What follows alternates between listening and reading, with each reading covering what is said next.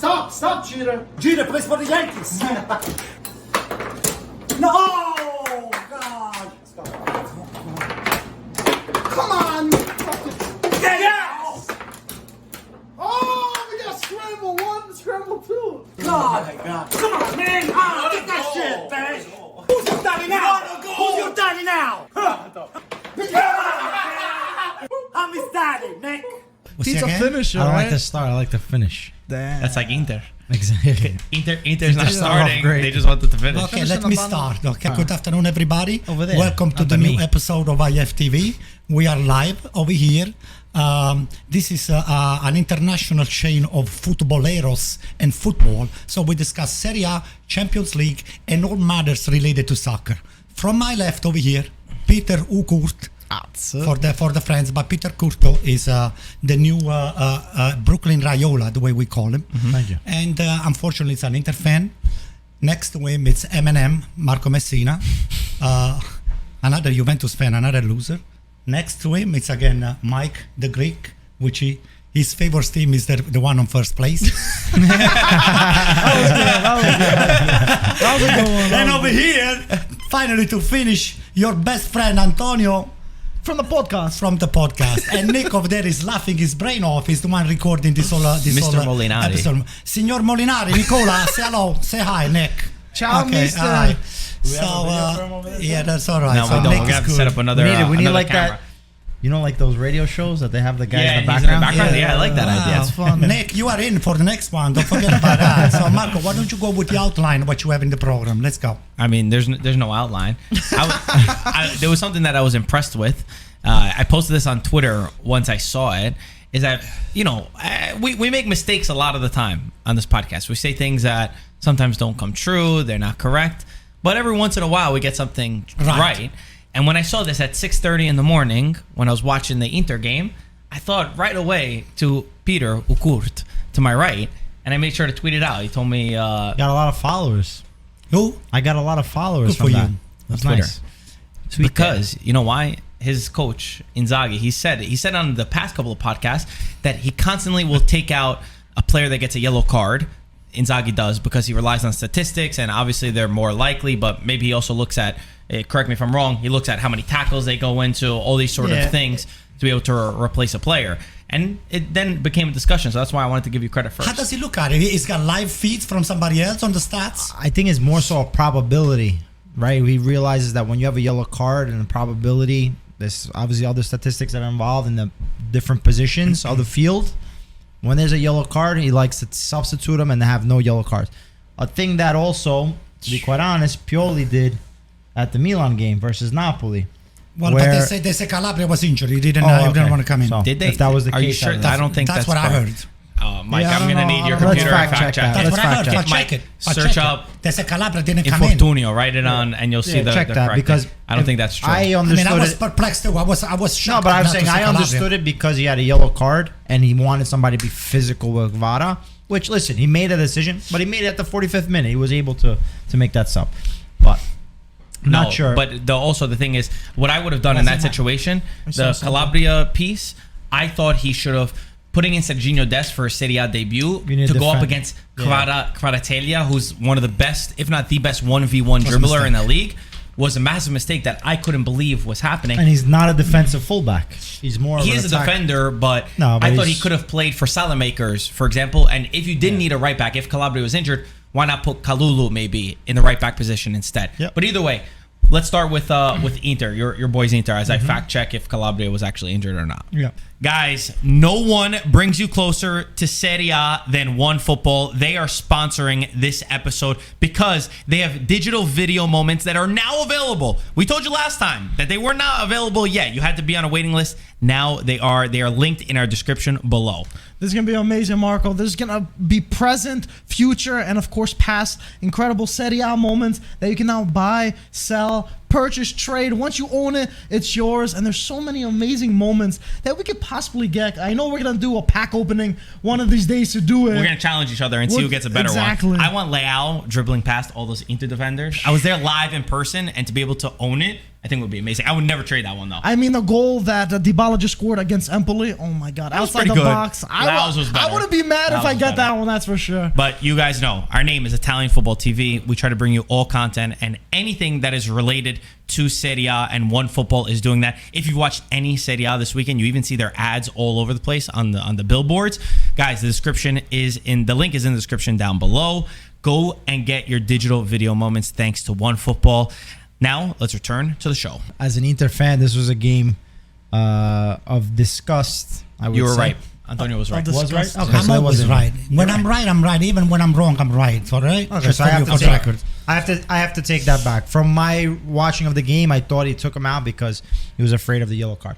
But for Inzaghi's purposes, we know for a fact every time that a player has a yellow card, he's always first to substitute that In the player. 35th minute. In the 31st minute. 31st minute. For It was- Bastoni and And Mkhitaryan Mkhitaryan. to put in Gagliardini. Yeah, As one of the Gallardini players. and Di Marco. Did you see the reaction of Bastoni, by the way? He was very upset. But listen, it's like a untold rule, right? To make a substitution in the first half that early on, 2 subs nonetheless, it's very, very particular because a player especially, they lose respect that way.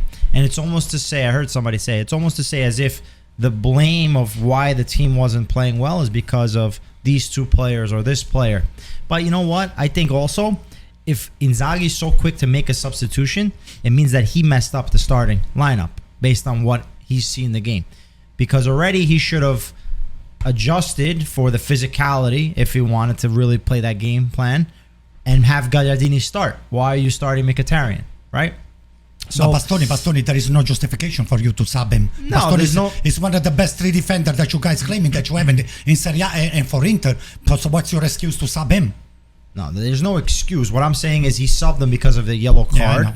and because of, I guess he wanted Di Marco's more of a playmaker from the back 3. Even though Bastoni, as we've seen, Yeah, has I've seen been it. great Yeah.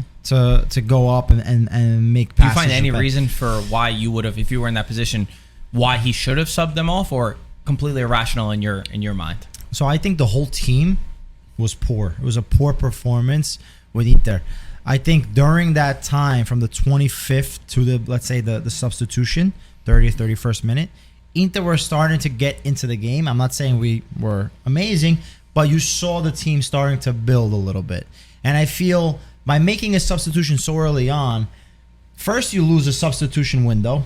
Second, you don't give a chance for this team to respond. You had to kind of weather the storm, even though it looked as if Udinese for 90 minutes were running in a different altitude. God, They man. were up and down the field pressuring Inter. Inter were really suffering. So, like I said, it's not really a blame of just 2 players. It was the whole team that performed really, really poorly. And, just to kind of go from position to position, everywhere there was... Watch the table. Sorry, everywhere there was. We read the comments there were, sometimes. There We were thought it was problems. Antonio, but There were problems. I need a pillow.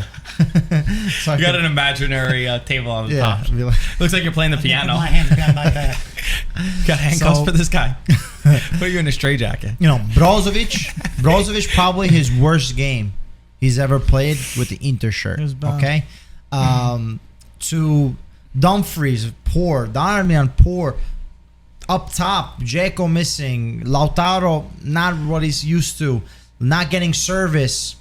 There was just problems everywhere, and it looked like Udinese had our number, and it was going to be a bad day from, I wouldn't say the beginning, but right after Barella scored that. But why? My unbelievable feeling goal. is Inter did an amazing job last year. They lost the Scudetto, but a lot is credit that Milan were better than them. Yes, they made mistakes, but they were there. They were always in the position to look good. They would have won some of these last matches that we've seen them play. My question is, what has changed since the end of May to the start of the season? Well, I mean, as far as what has changed, I think... In your view. Don't forget... Okay, so I think, one, Inzaghi definitely was playing off of the coattails of Conte and what he was able to do. So already the mentality of that team going into last season was a winning mentality. This year, the team just lost the Scudetto race where they could have or should have easily have won. And now it's in their head that they lost the Scudetto in the manner of which it was lost. So that also plays an influence on it. The physical preparation of the team compared to Conte, is a whole nother level. Conte's team was a well-oiled machine up and down, and this Inter team seems a little sluggish in the start of the season, where the performances have been too up and down, and then, you know, games where the Inter should show a dominating possession type of game that we know Inzaghi has been able to play last year. We don't see it. We don't see that consistency.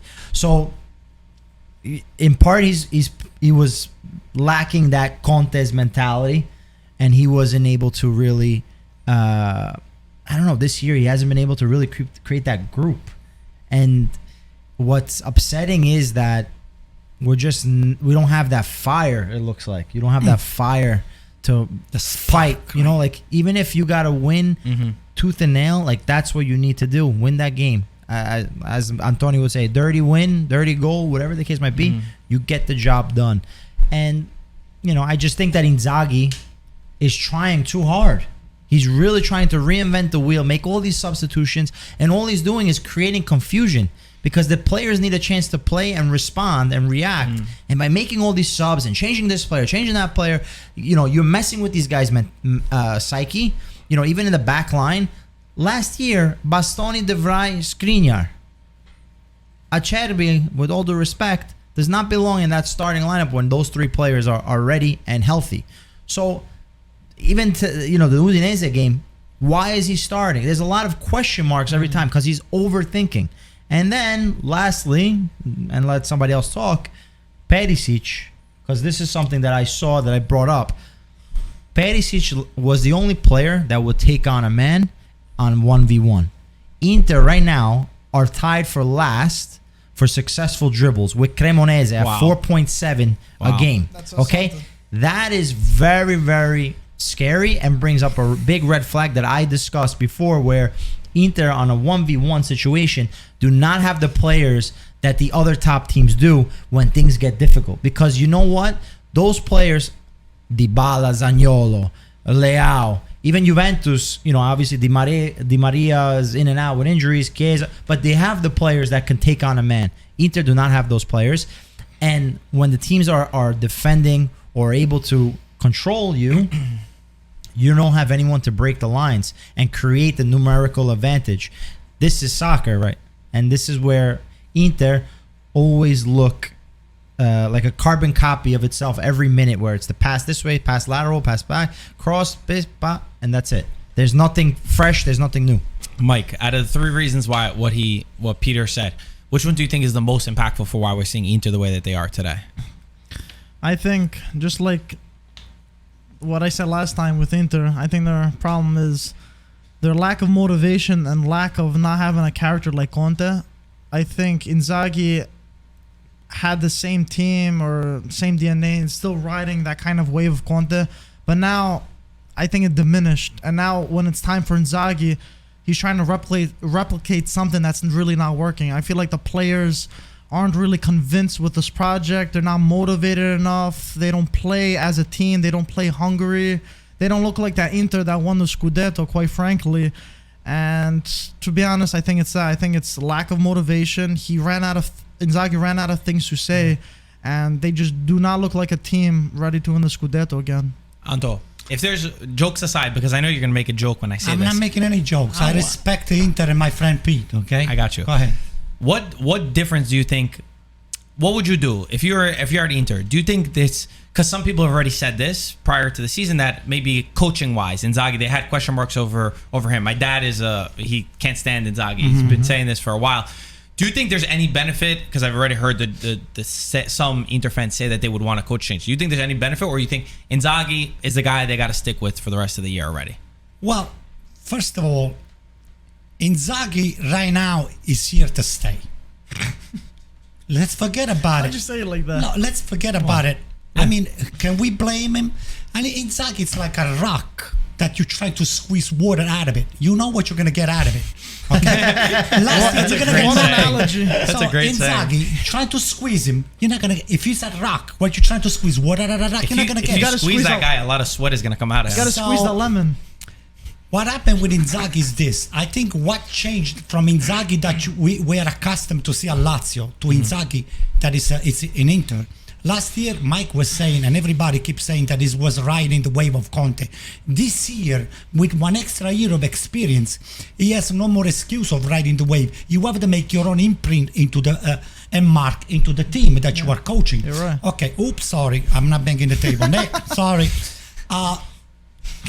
What I'm trying to say is I cannot believe how quick Peter changes his opinion. On the first game against Lecce, which I was witnessing over there, I says, oh my God, look, Inter, the character they have and the grit, they fought until the last seconds. And that's a fair point. And they wound up squeezing at the last 15 seconds. Now, all of a sudden, Peter is changing. And he's changing the color like a chameleon, saying, hey, by the way, Inzaghi is not what you think it is. So let's put the blame on Inzaghi. And he's starting to look at the stats, he's starting to look at this, he's starting to look at that. The bottom line is, Pete, let me finish. The bottom line is this. To me, Inter is not motivated enough. And Conte did not step up to the level of being coaching Inter. Because Inzaghi. Because Inter is another shirt like Juventus that has got a lot of weight on, and I don't think Conte can handle that. Inzaghi. Yes, that's for Conte. Inzaghi does not know how to handle the pressure of San Siro and being the coach of Inter, which is a team that demands to win. You have a response to? I wouldn't say that I changed my opinion because I think we've always mentioned even last year that Inzaghi's substitutions were always a head scratcher for us, and we saw it also last year with his yellow card substitutions. He used to do it last year as well. What I'm seeing now, but besides like the Lecce game, the first game of a season, every team is a little sluggish, and the fact that they were able to win in the 90th minute shows the character of the team. But at the same time, and not that much time has passed correctly, but every game you're seeing a lot of frustration within the players or with the players after every game or during substitutions. So those are causes of concern. When I say, Inzaghi's overthinking things, it's because he's trying to reinvent the game. The same way Allegri takes it to one extreme where, the game is only about passing it from one person to another.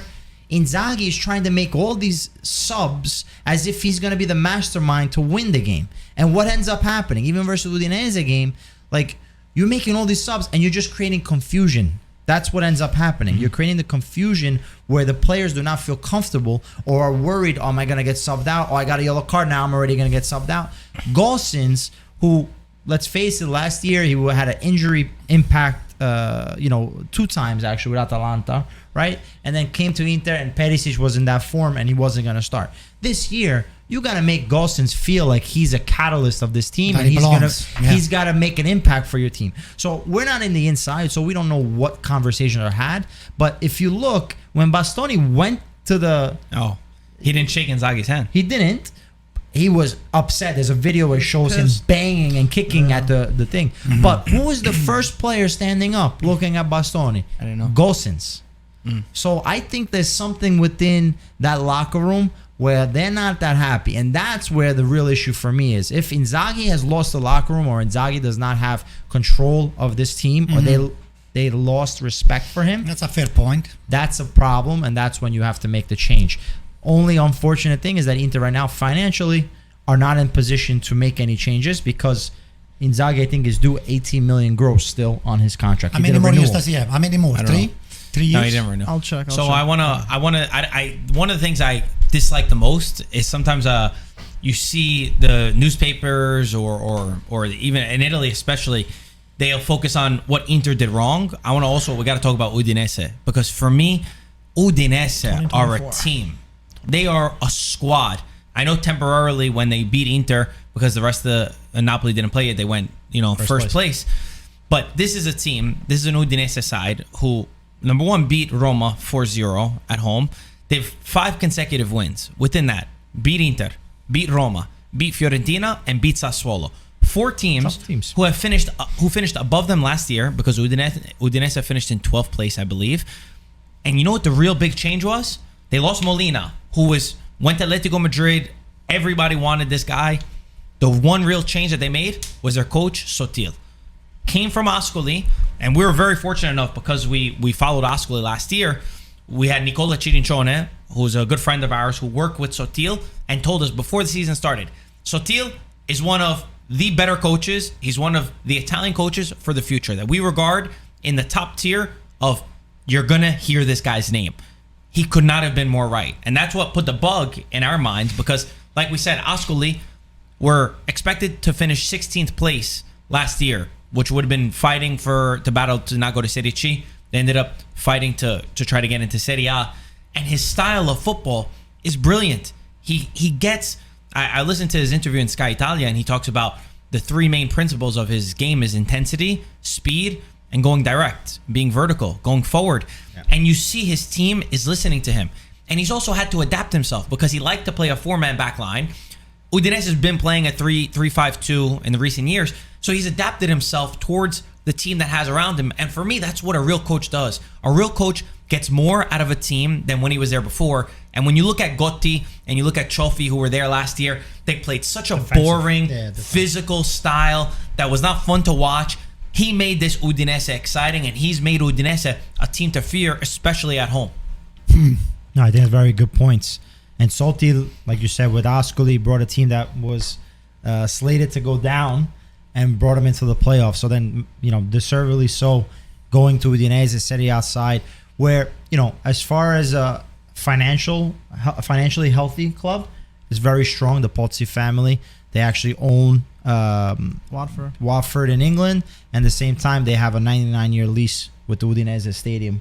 Stadium's beautiful. Beautiful. So they've done massive things. So there is a healthy team that he's going to, and the players are listening to him. So I think Sotil deserves a lot of respect.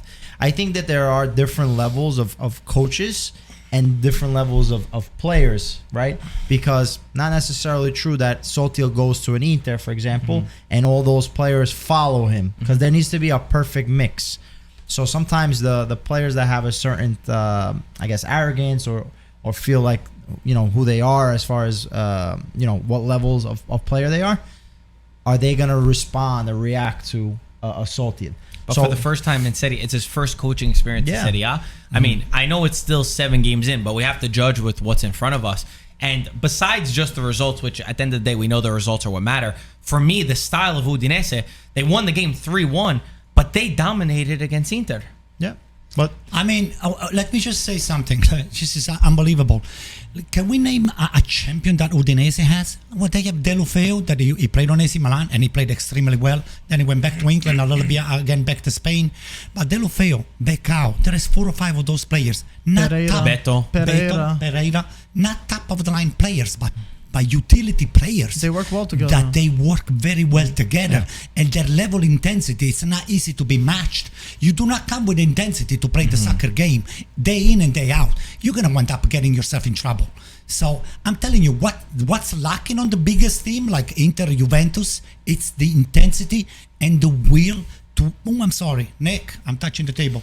And the will to get the job done and just leave it on the field.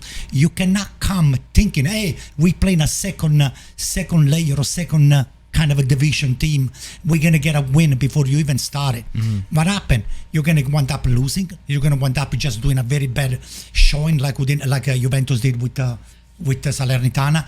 Hey, there is, as I said before, we all started the Serie A championship. I said, there is no easy win. You're going to go over there day in and day out. You're going to fight for it. So Silvestri too, we should throw him in as the goalkeeper for Udinese.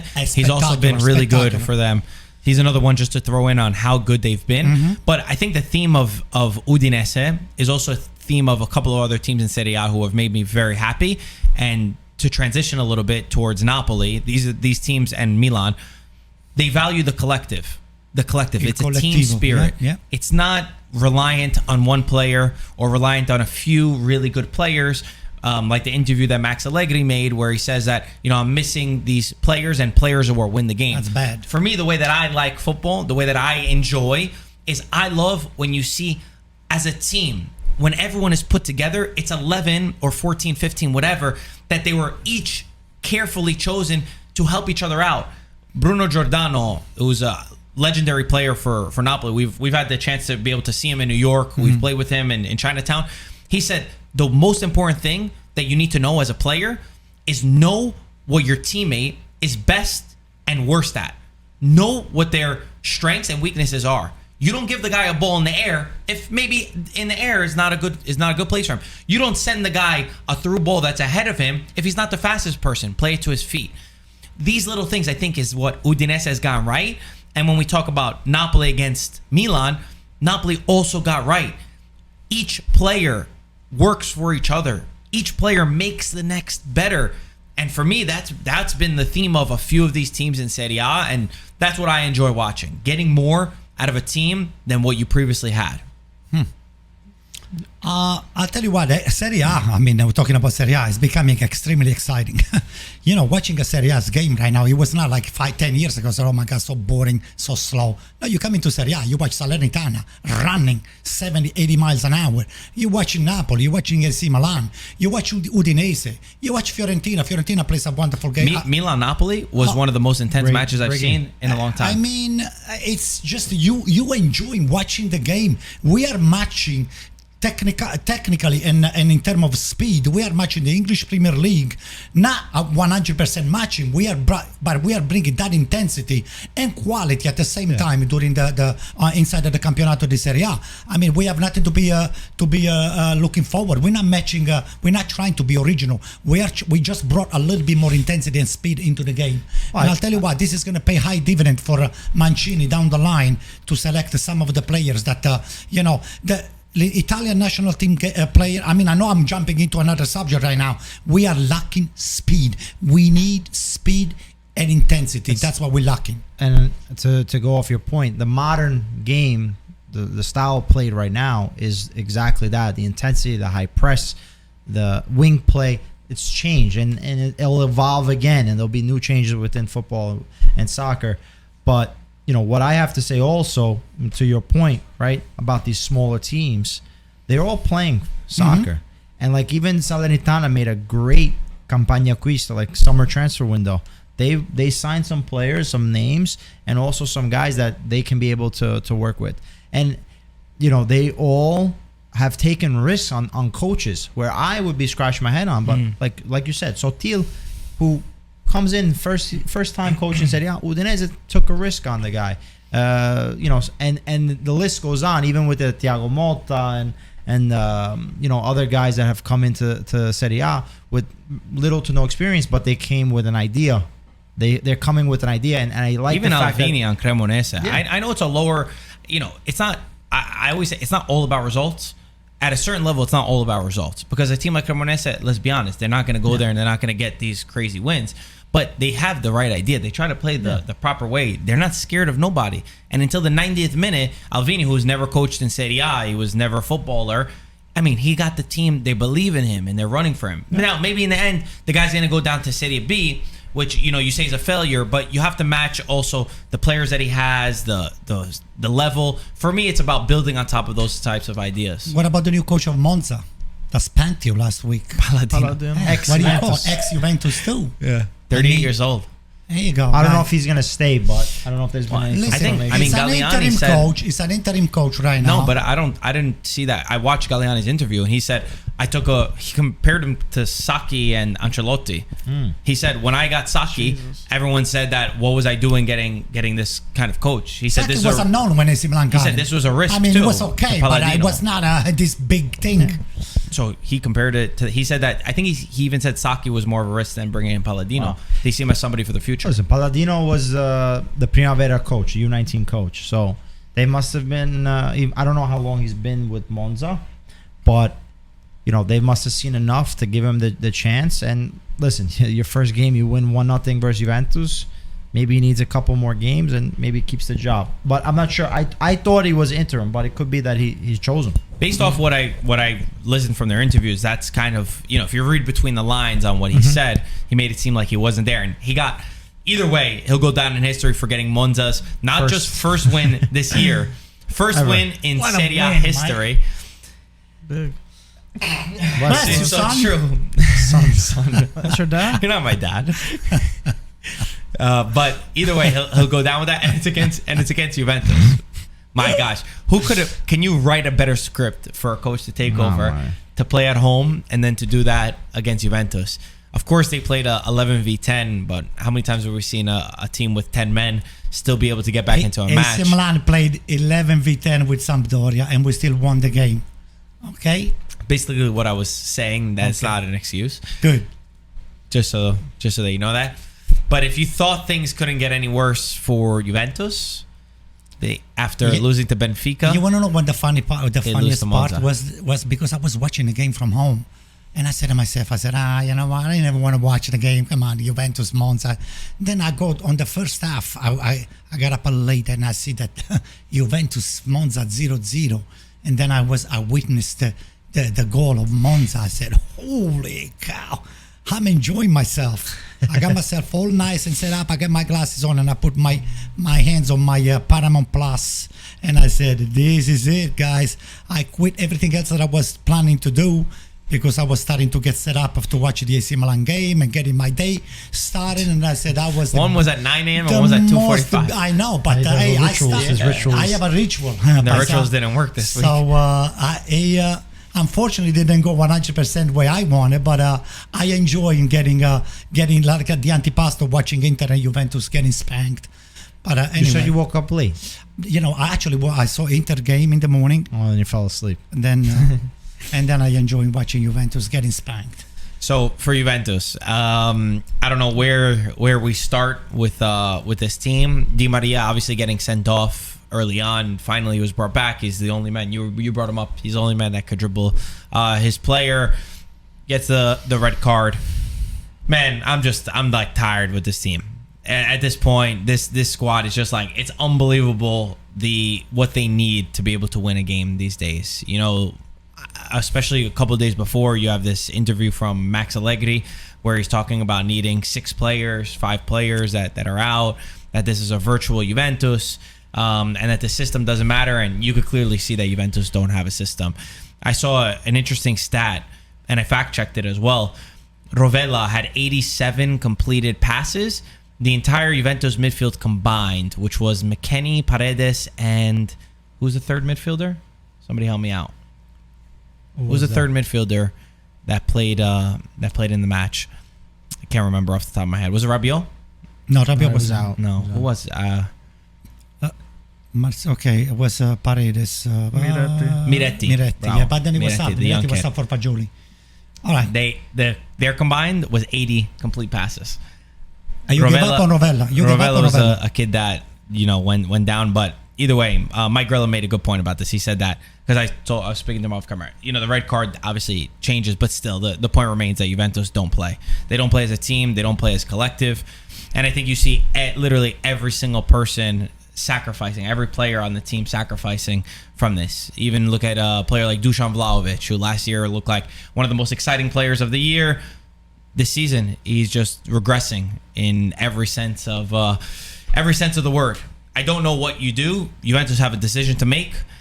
They're likely not going to fire Allegri because even before the match, Arriva Bene said that it's crazy to even think about it, but it's also crazy to be in this situation. And I think if Juventus want to save the season, if Allegri's losing the players in the locker room, like it feels like, they say that Di Maria doesn't like Allegri, they're questioning the decisions that he makes. What other decision do Juventus have but to sack him? Otherwise, I end up losing more this season. You brought up the point, I think. Like, is it worth sacking him or not sacking him and then losing out on 40 million in Champions League? And I think it's even more than just the 40 million in Champions League. It's also players wanting to come to Juventus. It's also the players there and how they are doing. Because, listen, you spent a lot of money for Vlahovic, and if he doesn't have the season this year, his value starts dropping. And so at that point, now, if you even wanted to have the thought of selling the player within a couple of years or whatever the case might be, you got to hope that his value keeps on going. Because especially for a number 9, it's very hard to get a top number 9. And Juventus has it. I don't want to hear that, this guy was a one-hit wonder. It's not the case. The case is he doesn't get the service that he needs. And the style of play is... Don't need to say I know. And the style of play is just dismal. The fact that Allegri, who keeps on saying, the game is easy, I need players and this and that, shows that not saying that he's clueless, but his idea of soccer is one of 10, 15 years ago. It's not the style now, and you can see this Juventus team is struggling because there's no identity. There's nothing there that you can say that's how Allegri plays, or this is a Juventus team that's enjoying playing. But Marco, I have a question for all of us. Actually, the three of you mainly. First of all, you're a big Juventus fan, all right? Are you guys rebuilding? Yes or not? I'll tell you the reasons why I'm asking you this question. I don't think so. Are you rebuilding? Yes or not? I don't think they're building anything. Who's the leader in Juventus right now? Take Bonucci. But Bonucci is probably at the end of the year is done. Who you rebuilding the team around? Yeah, the only character-wise, you could say somebody like Danilo, who went over to the fans. He was the only one who apologized even before the match. I was getting to that one. He's the only real leader that I see within the team.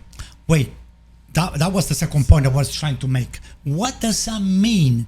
That after the game that you play so poorly, you go in front of the curva where all the tifosi Juventini are standing over there, and you silently stand over there, doing what? Listening to them, shouting profanity at you. What are you doing? What does that mean? You go into the curva to do what? Yeah, what did they do? They apologized. How? To the How do fans. you apologize? Nobody opened their mouth. I was watching Bonucci. Nobody said anything. They can't were say anything, standing. Anto. They can't What are say they going to say? What are you going to say? But You at have to least just stay clap- there and take it. Well, clap the tifosi and say, guys, sorry. You can't. They'll get them upset. The thing is that I was very poor shown. Come on, Mike. It was pathetic. It was like going to the curva and having somebody throwing bottle at you for doing a bad job. How is that what you focus on?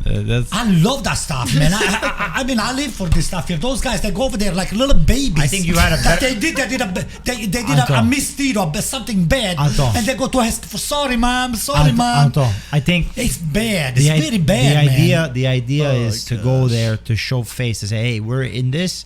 We've been playing poorly, but we're here. We're gonna it's take the only the thing that abuse. you're That's supposed the to do. idea. Oh, that was the message? They can't do anything else. You can't even respond, especially at that point. You're gonna just get into a word battle. That's all you're gonna do. So what happened, Pete? I thought you brought up a better point. Yeah. Who are you building this team Yeah. around? I don't even think they're in a phase of rebuilding, because you have Pogba, you have Di Maria, you have Chiesa Okay, coming Chiesa, up. yeah, but Chiesa's different. I'm He's just saying saying the older. guys that you bought this year, the guys that That's you putting bought, words in your mouth. the guys that you bought this year, Paredes, those are not to rebuild for 2 years or 3 years down the line. It's for right now. Now, are those three players gonna make you catapult you to Serie A championship? Don't know. But those players were meant to compete for Serie A. Don't let anybody tell you otherwise. Now, as far as you're saying, who do we rebuild with? I think there are players there to rebuild. But Juventus, Who? Chiesa, Vlahovic, Miretti. Miretti also has been a surprise this year. They are a Bremer. player. Bremer also is another player that they got. Listen, there are players there that you can build with. Okay? But what I'm going to say is, I think Juventus, as far as Inter, or let's say Inzaghi, is in a state of confusion, Juventus as a organization right now look as if they're in a state of confusion, where they do not want to say to their fans, hey, we're rebuilding. And they also have created this thing where they gotta win now, but also there's like too much of a mix and match. There's not a clear identity. Say, hey, Juventus, we have to compete every year, yes, but we need to revamp what we're doing. And they made a mistake with Allegri. You do not give a coach 5-year contract. Absurd. What was it? 5 years? I think it was 4. He's got another 2 years after this season. Okay, so a 4-year contract for Allegri, who obviously that was the only terms that he agreed, because I think he had an agreement with Real Madrid before or something like that. But 4-year contract for a coach that you know already his style, and that the fans were upset about the first time round. I don't So get it. that's why I say, like, you don't know where to start with this, because it's like you got to peel the onion, right? Where do you want to start with? Do you want to start at the top where Andrea Agnelli, the president of the club, if you think about how they got to the point of getting Allegri, right? Quick context. They got to the point where they were winning the Scudetto every year. The fans still were not happy. They were going out of Champions League. The management, when Paratici was there, Nedved, they wanted somebody else. They didn't like Allegri. They brought in new player, new coach of Maurizio Sarri, who had a completely different idea. Agnelli never wanted Allegri to go. He loved Allegri. They're boys. They're friends. They're like this. They don't want him to go anywhere. So then when this Sarri came in and Pirlo came in and they still didn't do well in the Champions League, and then ended up Pirlo didn't even win the league in Serie A. He said, okay, you see, I was right. We should have kept our guy, Allegri. So now, sacking Allegri is also Agnelli saying, I was wrong twice.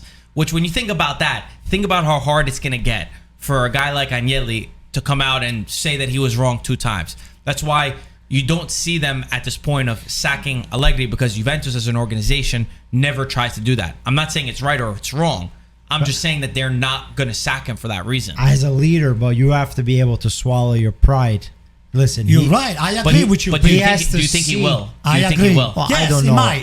I think he's gonna have no other choice. The because pressure is going to build up, Marco. They're going to do. The fans are gonna go absolutely absurd. If the locker room also are having these rumblings, he's gonna have no other choice. Now, in the way he presents the fact that he's gonna sack him, maybe he plays a scapegoat route, or he gets Nedved or whoever out of Bene to make the announcement and do what he has to do. But he's going to be left with no choice, I think, that he's going to have to sack Allegri. The only reason why he's there right now could be a pride thing, but I think more importantly is this financial thing that's over. Absolutely. They're looking at. I think there's not also a great alternative. Maybe. Because when you think about, obviously Tuchel is the name that like everyone's talking about. Juventus haven't gone for a non-Italian coach. I think I said this on the last episode, was Deschamps in 2006, and the time before that was 1971. So they tend to not go for non-Italian coaches. The first mistake was hiring Allegri. We know that. They didn't need Allegri to be there. We're clear on that. Now, when you look at this, the team is not there. The team. When you look at the players that are on the field, we gave the example of Udinese. We gave the example of Napoli, of Milan, that they're a collective, that they all work together, that they all make each other better. You can't say the same thing. And Allegri, whatever you want to say about that, he has not been able to put that together, and he has no plan B. Besides what he says of making an individual player score a goal, relying on these world-class abilities, which Juventus also don't have. Because he uses the example of Real Madrid, where he said, look at Ancelotti. He told his team against Shakhtar Donetsk to drop 20 meters behind. What did they do? They won 5-0. You're not Real Madrid. That's not what Juventus has. You need to build this team. That's what they're looking for, and Allegri hasn't been it. We haven't heard from you, Mike. What do you think? I think it's just the same case from last podcast. It's going to begin the same results with Allegri until he gets sacked. And I actually do think he's going to get sacked before the season ends. It's just going to get to that point where the fans are fed up. The board just can't handle all those bad results and bad performances, and they're just going to be forced to sack him. I don't know when it's going to be, in a couple of months or towards the end of the season or whatever the case is. But wouldn't now be the moment, because you have these international break before the World Cup, but I think where you're still early on in the season, where you could save the year, you could try to potentially save the Champions League, because if you wait longer, then you're really going to have no chance logically, they could have done it before the season started, but I agree with Peter with the pride thing. I think they want to bite their tongue and be like, let's ride this out. Hopefully we weather the storm, but I don't think the storm's going to be weathered. I think it's going to be continuous like this, unless there's some miracles, and when a few players come back, they do crazy stuff like Ronaldo did. I don't think it's going to get better for Juventus, and it's going to only be a matter of time. Who's in a worse moment? Juventus or Inter? Both. No, who's in a worse moment? Juventus. Mike, let me ask you something. The fact that Agnelli and Allegri, they're BFF, okay? That is, do you know what BFF means? Best friends forever. Okay. I just wanted to hear you say that. All right. So the fact was that those two guys are BFF, okay? That is actually the worst problem for Juventus. It's not a very good thing, because he's going to say, Allegri is going to say, unless he asks me to leave, I'm not leaving. But then, we get the concept. The big gun is going to say, hey, maybe Allegri is going to come to me and he's going to say, hey, you know what? Don't be afraid to fire me, because we are friends. So I think what should happen. Reenact the phone call. Okay. I'm going to reenact I'll the be phone Allegri. call. I'll be Allegri. You're Agnelli. I'm Agnelli. You're Allegri. I'm Agnelli. Actually, but I want you to call me, because that's what I would have done. Okay. I said, call me. Okay. I said, how Hi, Agnelli. How you doing? Hey, I'm sorry what's about the up? recent results, but What's don't up? worry, it's gonna get better. What's up, Massimiliano? Are you still there? Massimiliano, I still finish to spell your name. Listen, Massimiliano, with all due respect, I like you. We're best friends and all the stuff. We go out with the girls, with the kids and all the stuff. But, you know, a lot of people, they actually pointing the finger at me. They wanted me to... No, don't worry. The results are gonna come. I have all my players are out. I got Pogba out. I got Chiesa out. There's no help. There's no support. Don't worry. It's gonna get better. Don't Trust worry. me. They said to me one more game, and then they might come after me. Forget about you. I'm on the line over here. I don't wanna lose my. You hired me for a reason. You don't trust me? Well, it's not that I don't trust you. It's the fact that the fans, they're getting up my ass, and this is I get phone calls at 3 o'clock in the morning. I'm scared. I said, don't make me want to fire you. Why don't you fire yourself and you come up you make yourself you come in a conference, come on a live show and say, hey, listen, I decided I'm not the problem for this team and I'm stepping down. So that way you make my job easier. Yeah, good luck. Let me make one thing very clear to you. I will never resign. You have to pay me all my money, all 40 million. I'm not going anywhere. And guess what? Guess who's the blame going to be on you? Guess what? Then you fired right now. He took that personally. Nick, don't laugh, Nick. Don't laugh. I thought like he was really Agnelli for a second. You got really emotional. I think we man. should just do a comedy podcast instead. That was nothing with football. Anyway, let's move on. Let's move on. I don't think you'll see them sacked in this time. And then they talk about also bringing Montero from the U19s, which is even more of a mess. Come on, you don't. The thing is that's the thing. They're too much in. They're 1 foot in and 1 foot out. You know when you got to go into like a cold shower, or you gotta go. You take like a cold shower, right? You don't put your toe in. No, you just gotta go fully. They don't know what they want. You know that there is a song, you put one foot in, you put your left foot out, and you turn it all about. shake it all about. I know the words now. That's The what hokey it's pokey. all about. That's what it's all about. You guys need to change your coach. Hello? English. From Hokey Pokey to change the coach. You hold the hokey pokey and you change your coach around. That's what it's all about. Yeah. Nick, did you get that, Nick? You're a national treasure. No, I just made it up. I just no hear kidding. Marco saying you put 1 foot in, No you put 1 foot kidding. out. No kidding. Anto, you got away with songs. I'm surprised you're not a songwriter. You would win Sanremo. I'm surprised he's not in jail. Next topic. All right, I want to talk about the great game between Milan and Napoli. We mentioned it before. The intensity in this game, it was so back and forth. Each side was missing two of their most important players with Lau and Osimhen. We could get into who was missed more in the end. The first thing I want to say though about this game is I've seen some Milan fans be so disappointed. For me, these were two great teams, two of the two best teams in Serie A. Nothing to take away from Milan. They had the opportunities, they couldn't score. It's never all one or the other. It's not that Napoli played great and Milan were terrible. They were both two great teams, two tight ends, and guess what? On the night, Napoli were better. They scored their chances. They brought the players in that they had. They won the game. Takes nothing away from Milan, in my opinion. I think that Milan were there. They had the opportunities. They could have done it. But Napoli were just better. And for me, Napoli, the big difference this year, they have the depth. They have the depth to all of their new signings. They play a part. Besides the collective, which we mentioned 100 times, bringing in a guy like Gio Simeone, who scored 17 goals in the Serie A last year. Spalletti read the game perfectly. He needed a number 9 who would drag the team forward, who could do the hold-up play. And when you watch the second goal, he gets the ball inside of the box for Milan, controls it, drags 3 defenders out, plays it out wide to Mario Rui, and then makes a run towards the first post, scores a goal. Absolutely brilliant from them. And Napoli this year, honestly, I feel like mentally, they've got it. These last 3 games, Spezia, Rangers, and now against Milan, were all tough matches, and they won them all. Liverpool too. All I gotta tell you something. I'm happy to lose a game like that because, like you said before, AC Milan had their chances big time. couple crossbars, especially with Kalulu, and then Leao, Meret played a spectacular game. You said he was going to be Butterfingers. Well, listen, Meret is going to be the backup of Donnarumma, so I'd rather to see somebody stepping up at that level. I mean, he has taken so much criticism from the other goalkeeper that was the starter the last couple of years. So it's a good thing for Napoli. Napoli is a team from the south. I have a lot of friends. Ludo was talking about this Lobotka. Oh. And I'll tell you, this kid here is just...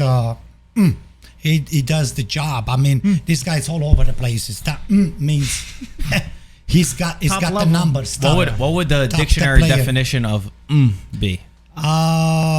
Excellent. Excellent. How do you spell that? It's like HUHW.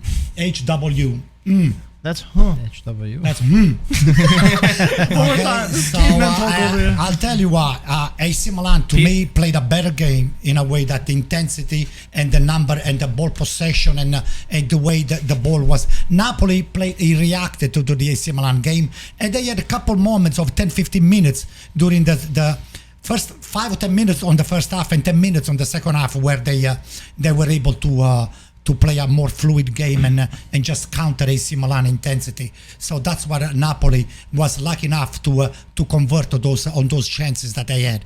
On the other hand, AC Milan had a lot of chances. I seen on the scoreboard was 18 times we took 18 shots on the goal. We only were able to convert on one of them. Yeah.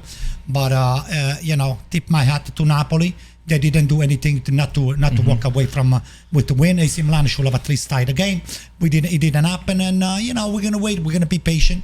I think this is what happened last year. We lost in San Siro, and then on the second half of the year we wound up winning in Napoli and coming away with the Campionato. And to finish, Peter said before that Inter could have, should have, must have, should, whatever they coulda, say. shoulda, woulda. Coulda, shoulda, woulda. That doesn't mean anything. So you're going to have to leave it on the field and you have to show it to me when the ball is on the floor.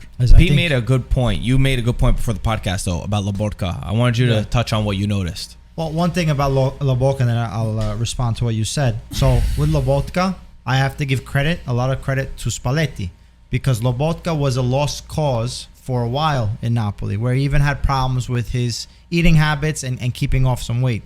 As Ludo would say, maybe he enjoyed his pizza and his mozzarella di bufala. Can't blame him for that. Yeah, 100%. I have the same problem. So do you need Spalletti? I need Spalletti. We look alike already, so you can help a brother out. You look much better than Spalletti. But Spalletti, if we want to remember, as an Inter fan, I remember Spalletti was the one that changed Brozovic's role as the regista for Inter, and he's turned out to be one of the greatest or better registas in the Serie A in recent years. Just not this year. Not this year, but I think he'll have some time to come back. I'm just joking. Lobotka, same time, looks amazing with this Spalletti team, and literally yesterday was such a joy to watch, where he didn't lose a ball. Like every time he looked like he was in control of the game, of the ball, and dictating the tempo for Napoli. Now, in response to you, I think Milan played a fantastic game. One thing I liked about this Milan team was it showed that they're not Leao dependent, which is very important in the long range of things, especially as we're talking about the collective of the team, where they can still play their style. Obviously, having Leao on that team changes massively the situation, because he's a top player that I haven't seen a player with his type of physicality, technique, speed.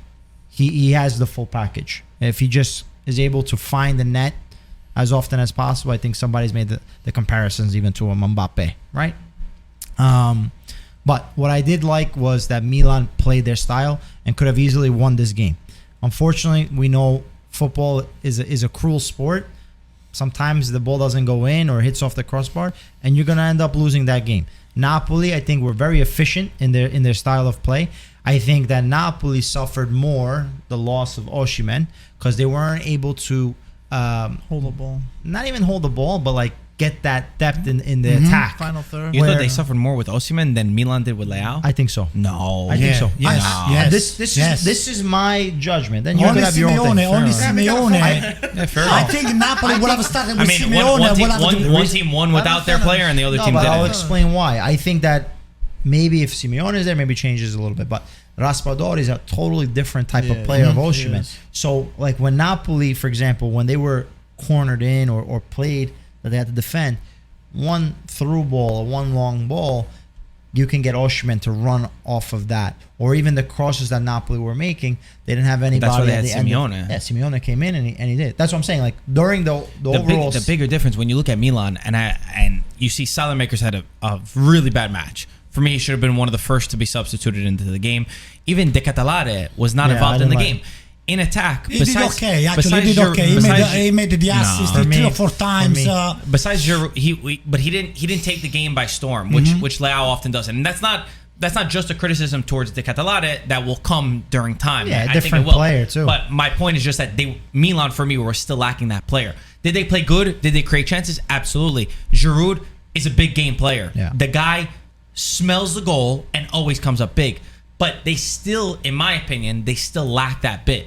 I agree that the game comes down to moments because as much as football's funny. The week before, I praised Pioli on his changes. Now, for me, he lost the game when he took Calabria out and he put Serginho Dest. Yeah. For me, Serginho Dest, you put him into that game, he threw him into the deep end. I mean, you put a guy that hasn't been playing in Serie A.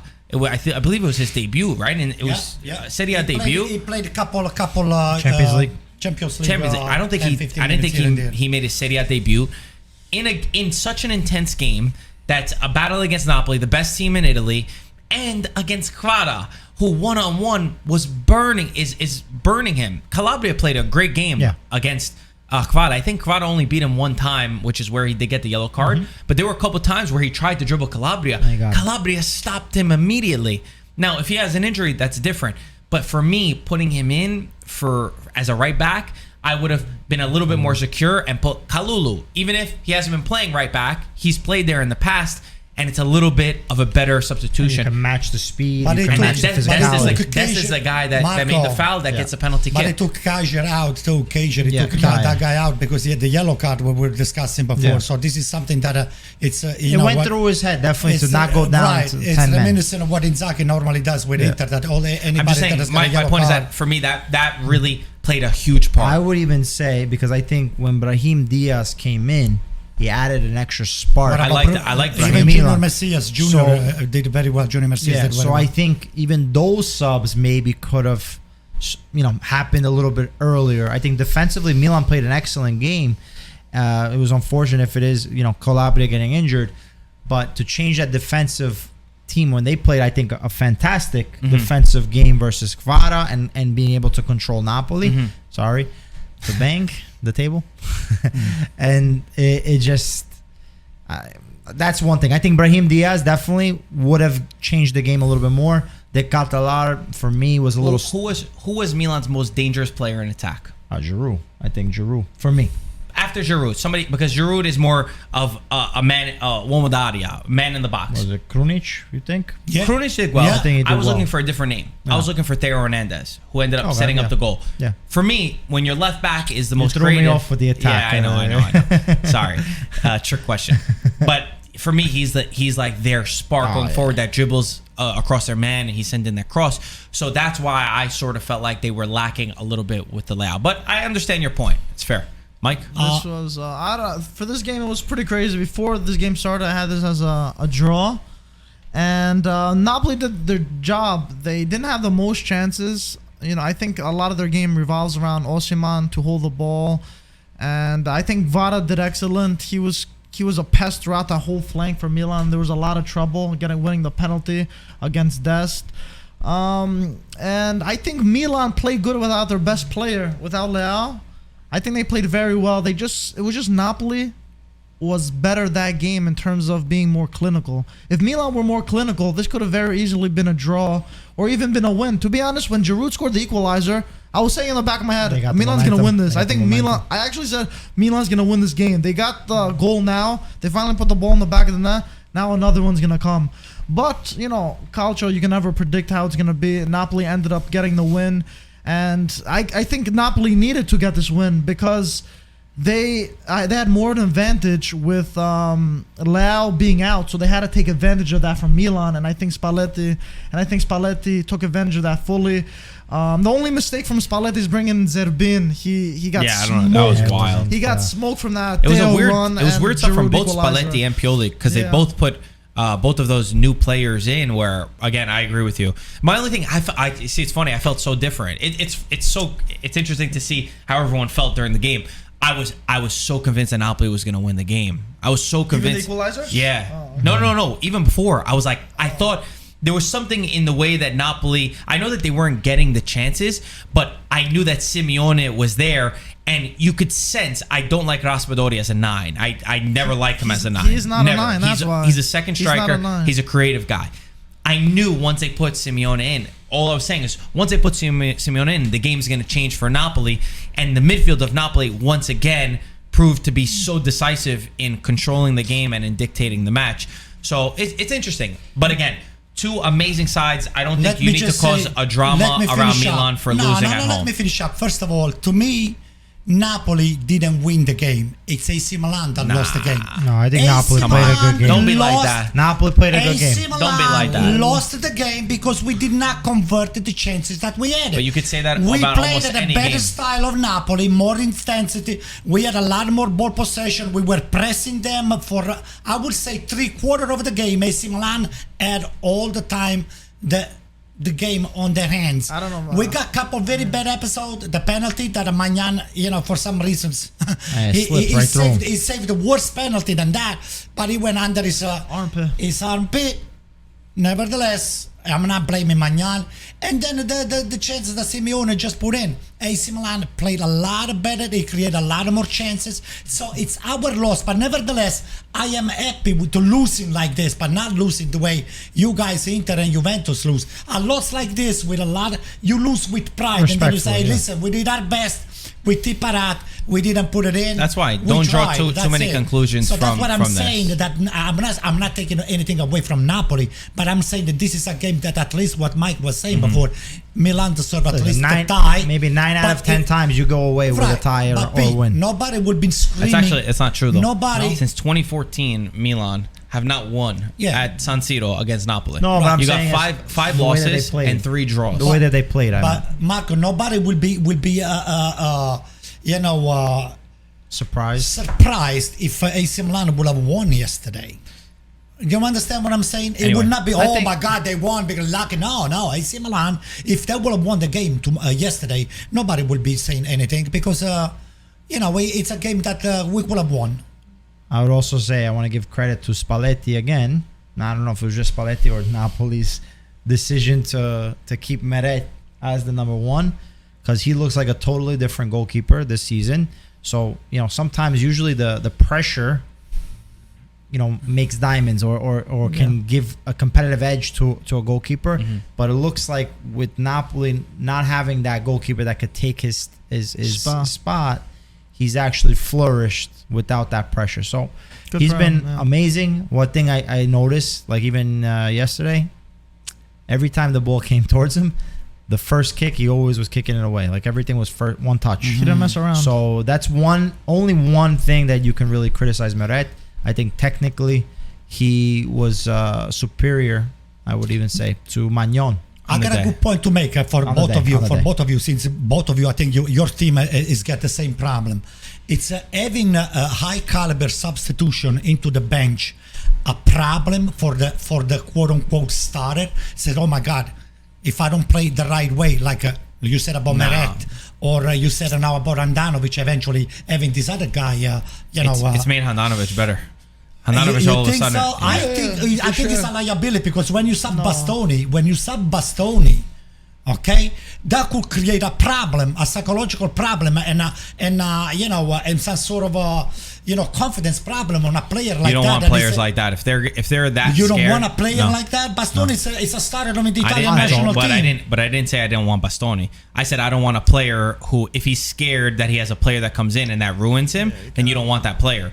Every team, every great Yeah, you team, go to top they have teams. There's top always- players that sub them out, and it should make them better. Well, the same way Leao was subbed and he was upset, but I don't know if Bastoni is going to have the same attitude of Leao to understand. But now we're just assuming that Inzaghi has been subbing you, and then you go talking and to you, I want make your externation against on the bench and all the stuff. So I'm saying this will become a problem if you are subbing somebody of that caliber. One other guy that I want to give a shout out to before we move on was Kim for Napoli. I really like him. I really, really like him.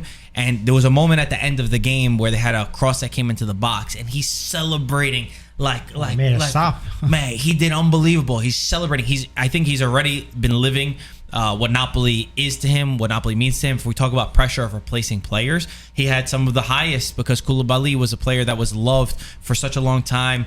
And was at the top of his game in Serie A. He's come in. He has not been scared of that pressure, and he's really living in the moment. Yeah. And I feel like he's performing up to above a level or a standard than even we could have expected. So good on him.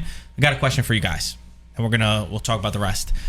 If I gave you $1,000 today to choose Euros who is going to win the Scudetto, who would you put your money on and why? Who's starting? I'll start. All right. I will put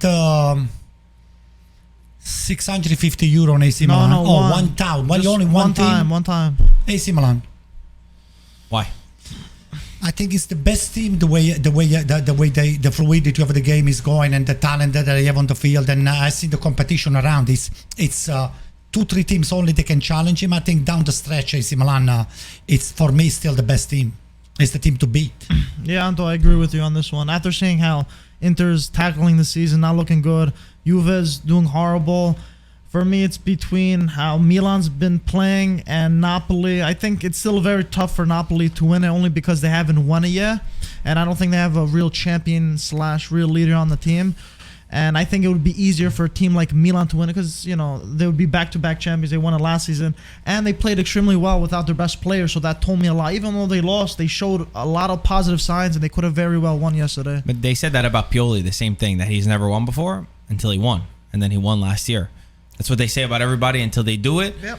If I had $1,000 right now, I would put it on Napoli. I see a different set of belief in the team. And I'm saying right now, obviously, I feel like this is the year for Napoli. Call me crazy. Maybe I am crazy. No, you're not. I think Inter has dipped a lot.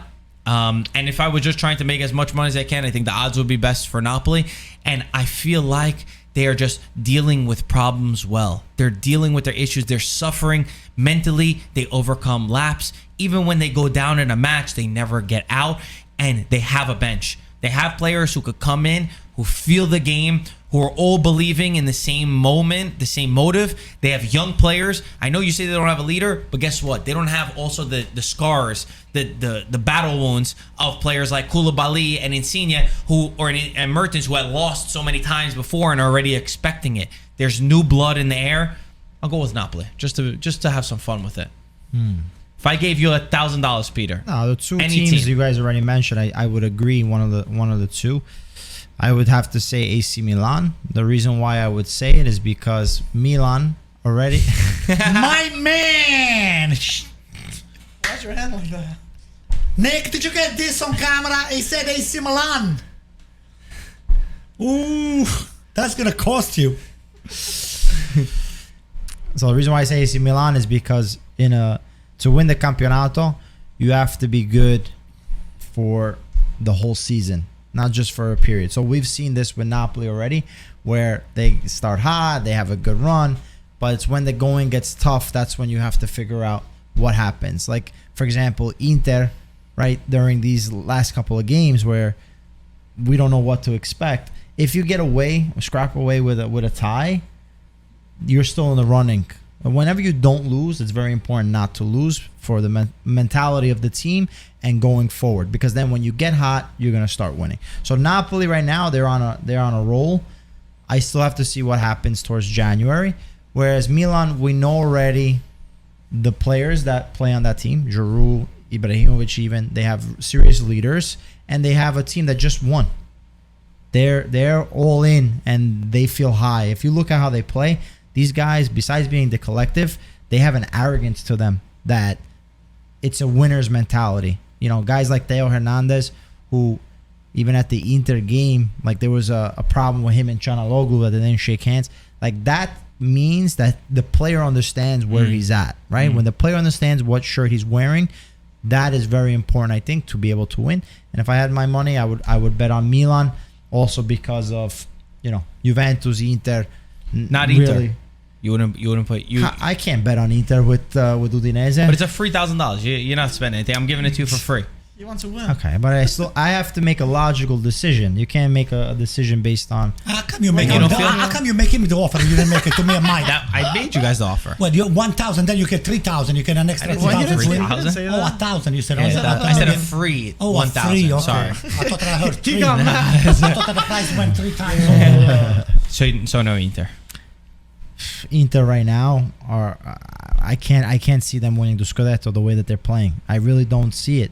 And there's no one new. There's no one fresh that I can say he's going to come in and change the game. Yeah. But Allegri says that you're the Lukaku? best team on paper. Allegri? Who's Allegri? Allegri, Mike, this is one of the biggest losers that we're discussing. He doesn't belong in Juventus, and you come up with this line about Allegri. I understand if you say, but you know, Might as well say Sacchi Ryan. or Ancelotti or Guardiola or whatever. You say, but Allegri. Come on. I think team-wise, Right, Inter Mike. have a like saying very Ryan, strong right? team. Yeah, Ryan. Inter have a very strong team-wise. The only problem is right now, the way that they're playing together as a unit, I'm not high on. And even besides going forward, defensively, we're letting in way too many goals. So that's a recipe for disaster. And there's too many wishy-washy decisions being made by Inzaghi and too many changes. So even at that point, you have Onana, Handanovic, have, as you would say, the cojones, right? Cojones, to choose your goalkeeper. Have the cojones to come on and say, hey, this is my defense, this is the way I'm playing. But, you know, 30 minutes into a game, you're making a substitution. And I don't want to just harp on that one game. But it's like, what the hell are you doing? Enough already. You're creating too much confusion, and it's going to hurt the team in the long run. Right. I just want to preface also that we're not changing our predictions from the start of the season. Whatever we said in the start, I was just giving a fun little game just to see where everyone's head at. If you did have this moment, if you want to live in just based off of form. Let's go last thing. Atalanta against Roma. Sorry, Roma, Atalanta. Atalanta won this game 1-0. What a freaking match again from them. I will be honest, another team that I wrongly counted out. Atalanta, and it's not just their schedule that played into their favor because now they got a tie against Milan. They're beating Roma in Rome. Atalanta, even though Derun also says, he said in his interview, oh, you know, playing every 3 days is better. We want to, playing in Europe actually helps. Preparing 7 days doesn't. You know, whether that was some mind games or not, they look like they still have this belief within them that they could go on and achieve something important. We questioned, is the magic gone? And I think they're different now. Atalanta's different. They're not that team that we remember a couple of years ago that would score 99 goals, and when they were up 1-0, they have to attack and they have to score 2, 3, 4, 5 goals. They're different. They're more pragmatic. They're more defensive minded first. They're a little bit more physical. They're not that same squad, even though a lot of their players are the same.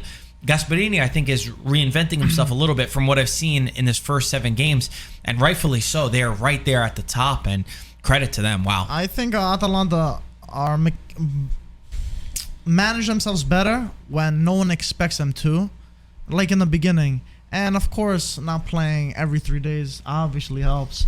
But Not another according thing to is, Derun. not according to Derun, that was my game, so I'm not gonna take it too hard. He says when you No. win, he said if you play every 3 days and when you win, then you just want to keep winning. Keep winning, yeah, I get that. Well, listen. But I just want to add, that game was a fluke because Roma should have won that game by Easily, 5 goals. easily. Tammy missed a hat trick. There was so many chances.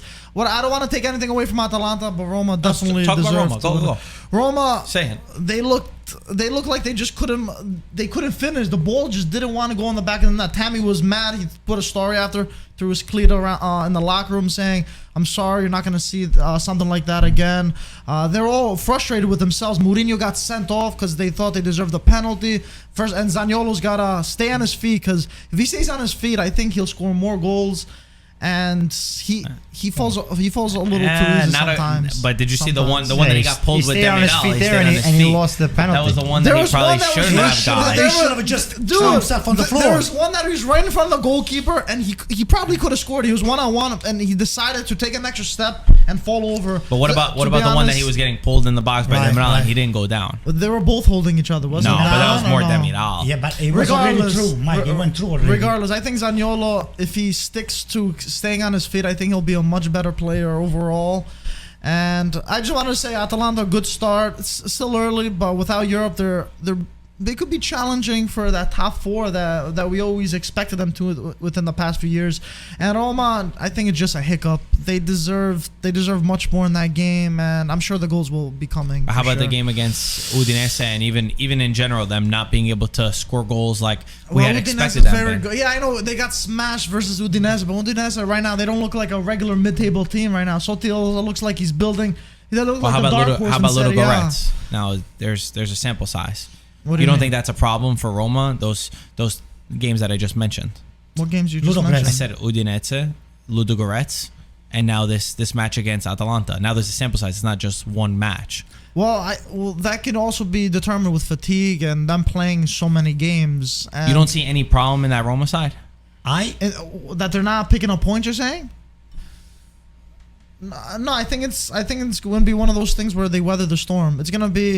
It's just a frustrating little start for them. I think they'll get past this, and they just had a injury of Zaniolo coming back. He played good overall, and I feel like once he gets a few more minutes in his team, when the team plays with their players fully healthy, I think they'll get over this. I just think this is going to be a hiccup for them. You didn't think that they lacked a lot without Dybala got hurt in the warm-ups? Yeah. And for me, without that Dybala, who is getting on really good form, I know we say when they have all their players, but then we can make that same argument for Juventus. You can make that same argument for a lot of teams. Marco, do you think that mentally maybe they're lacking something in that phase, or you still just think that... No, because this game, if they played it 9 other times, I think they would have won it any other time. And we would have been like, Roma are back on track. So that's why I don't think that. I agree 100%. Roma didn't deserve to lose. But it's one of those tricky games like Napoli, AC Milan and Napoli, where you put a lot of volume. You just... You try to squeeze it in there. You play very well. You have your chances. Unfortunately, the ball counts only when it crosses that line. The goalkeeping line, and you have to take it at as many times. Soccer is unfair. The game is unfair. Not the best team wins all the time. Roma did not deserve to lose, so I don't think I see a problem down the stretch. I think Roma is a better team than Atalanta. Yeah, I mean they're gonna get the goals. I think you have, and Dybala is gonna be the one that is gonna put them over the top. Yeah, Dybala, Zaniolo, Abraham, and then you have also Pellegrini, the luxury of Pellegrini. Oh my God! But you have a luxury also of Belotti off the bench, who within Serie A is a hustler and can find you the goals. So I think going forward, they're gonna have the team to be able to score goals, put goals in the back of the net. Scalvini scored an amazing goal for Atalanta. Atalanta played this, as you said, this approach to a game that we're not used to seeing. Yep. But I think Gasperini, in one point different than Juventus, he realizes this is a team that he has to not necessarily recreate, because a lot of the players have played with this Atalanta team, but reintroduce, remold or reboot, whatever we want to say, whatever we want to use, to be able to say, hey, we got to get back into winning. I agree with that. And getting back into and step by step climb. Then once we go through our tactics, we're gonna be that well-oiled machine that we once were. I'm really sorry. No, and not playing any European games. You're gonna have the room can say whatever he wants, but I'm sure Gasperini is loving the fact that he has 5 to 6 days every week to prepare for a team, to get his players healthy and rested. It makes a difference. I just want to say really quick, because it was my idea. And you remind me of Shomurodov missed a hat trick himself coming in. That's another 10 goals that they could have scored as well. So I think it's just a hiccup, like I said. Coulda, shoulda, woulda. I know, but it's cruel, but I'm just saying, if you look at it again, it would have been... I'm going to try to remember those 3 words. Coulda, shoulda, woulda. Coulda, shoulda, woulda, right? Just keep repeating it in the mirror. Damn. If it's no scandal that Milan and Atalanta tie, surely Roma, they should have tied that game at the very minimum. But a 1-0 loss to Atalanta, Enrico well- Bocca di Fuoco. is And well Enrico's accepted. fire mouth. mouth of fire mouth I is have one more coming, thing to finish. and it's We- actually coming to give a I have a spank, thing. to give a spank to Mike and actually to Peter and Marco. Actually, Peter, Marco, Mike, because me and Enrico, we are a similar fan, and we don't take loosely lightly. So I have one other thing about Roma. For me, I do have some concern. I'm usually on the boat with you guys in this, and I know Tammy didn't score. I really do not like the double pivot of Matic Cristante in the midfield. And my fear, I like Pellegrini way better when he's in that midfield with Cristante. It is too defensive. And so my fear is kind of like they're missing when Dybala's not there and Pellegrini has to move up. And then they have these midfield with Cristante and Matic, which for me is an issue. How do they adapt to that? How are they able to do something better and to do something a little bit more? For me, when they're all there, okay, that's one thing. When Dybala's there and Zaniolo's there, I still have that fear because I think that it's too defensive, a little bit too pragmatic when you have Matic and Cristante together. They don't move the ball. It's not fluid. It's two of kind of like the same or similar players. well, I gotta be honest with you. I don't dislike Matic. I think Matic. I don't like the two of them together. Together They're you too are saying similar. They're too Cristante. similar. they're- They they're- cancel each other out. yeah, For they- me, Yeah, they're too slow. Everything is slow. It's me, not. it's too slow. It's not boom, boom, boom. The rest of the players, you got Dybala, Pellegrini, Wijnaldum's Zaniolo. needed. They see the game. The Yeah, ball- but we're not gonna have Wijnaldum for a long time. So that's kind of a cause It for messed up their concern plans. It messed for up their me because plans. once I saw Dybala was out, I said, I thought Roma was gonna struggle. They got the chances. Okay, that's one thing. Maybe they didn't struggle, but at the end of the day, you need to finish. And we need Tammy Abraham to get onto this Yeah. form because he Yeah. couldn't He couldn't will, buy he a will. goal. Mike said it well. Shomurodov, he had almost an Had 100 accurate chances. Oh my God, man! What do you mean? But he had a point blank one that should have won If you're that. relying on Well, Shomurodov to clean score, there's a chances, problem clean. before that. Well, Abraham There is. too, in front of the goal. Abraham, we need Abraham to Also, score goals. Ibanez, Big Ibanez ones. had the ball right in front of the goal. and he couldn't There's a do lot. anything. There's a lot of They had chances. a lot of chances. They had a lot of chances. Did we ever say anything about Fiorentina? I was gonna say one other new. You want to finish with the Go. matches if you want to do No, it because go, I have go. just info. Go, Mike. for Breaking it. news now. Uh-oh. Just a few Now. minutes away. What? No way. No, nothing too crazy. Oh, I thought he was gonna say Allegri got sacked. Oh no. That would have been interesting. So Fabrizio Romano, our boy, he said deal set to be agreed. Fabio Cannavaro is very close to signing for Benevento in Serie B. He'll be his first Wow. managerial role in Italy. So I'm very excited. There's also a Greek Grande player at Fabione. Benevento. So I'm very happy for that little name of the dude. Greek player? Koutsoupias. Koutsoupias? Yes. All right. Yes. So Wow, Cannavaro. it's very Cannavaro good. will be taking Allegri. When I saw Cannavaro, I said, "Oh my God, this is Speaking to the mic. sorry, Yeah. I was hoping that Cannavaro Well, would be. I think he needs experience in Serie. So in let him play calcio 2-3 for games us. in They didn't- Benevento, they and then didn't do he's that going with to take Pirlo. over. Games. What? They didn't do that with Pirlo. Yeah. Wouldn't be as Yeah. surprising.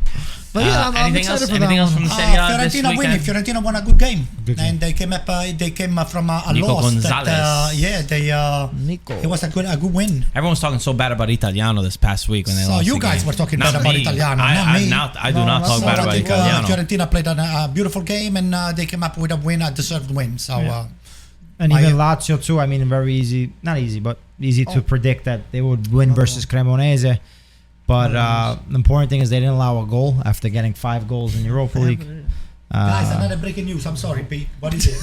Guys, He was talking, this he is was barely talking. breaking news, No, though. it is. It De is. Zerbi to Mike. Brighton, we know that I This thought he is already old. signed. Did everyone Old at news. Brighton? That's not We didn't breaking say news. anything. I Old didn't say news. breaking news. He I just thought popped it's up. Zerbi over there. I said, that's it. Yeah, It's you don't done. have to cut Peter off. Yeah, we're cutting Peter off for a deal that I thought was already done.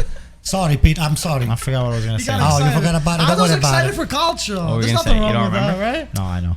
No, I'm saying Lazio also is a team that's in the mix. Mhm. I'm not saying they're going to win the Scudetto, but the style of play, the game being won, Creating I am chances. just surprised. I don't know how the hell they lost to the Europe, in Europa League 5-1, because this team actually defensively, I've been saying this year they haven't been allowing a lot of goals, and then all of a sudden they get 5 Hey, but don't goals. we finish with a in Serie bang? A, they haven't been allowing They goals. haven't, Are they they haven't. second for fewest goals conceded? I believe so. Are they second for fewest goals conceded? Lazio in the Serie A table. I think they are. They're creating chances as well. This duo of Milinkovic-Savic and Immobile, that's right. they're always linking Tied up for second. together. They're tied for second. Yeah. they are always linking up together. You see, Immobile scored 2 goals. Savic scored the penalty, right? Savic scored the penalty. I believe he got the assist if it was the first goal. Correct me if I'm wrong, but the link up play is amazing, and we know Immobile thrives. Immobile scored the penalty. Immobile scored. What did the Savic score? Savic scored, but he didn't score the penalty. penalty. Oh, it wasn't the penalty. Yeah, my bad. Did he got the assist for Immobile though, right? As well. Yes. Yeah.